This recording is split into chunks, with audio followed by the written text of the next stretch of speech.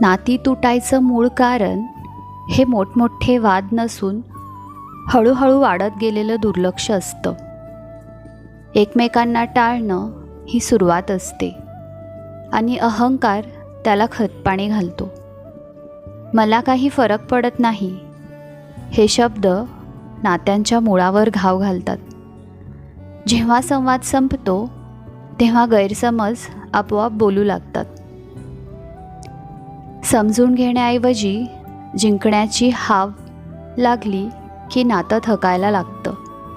माफी मागणं म्हणजे कमीपणा नाही हे जरी समजत असलं तरी अहंकार ते मान्य करत नाही.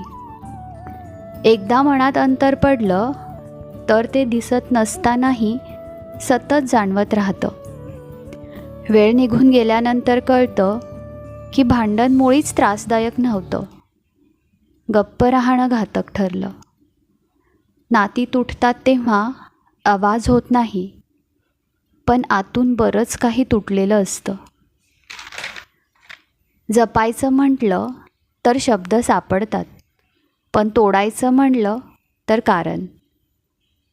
म्हणून नातं टिकवायचं असेल तर ऐकण्याची व वाकण्याची तयारी ठेवा. कारण नाती जपायची की तोडायची हे शेवटी ज्याच्या त्याच्या स्वभावावरच अवलंबून असतं. श्री स्वामी समर्थ.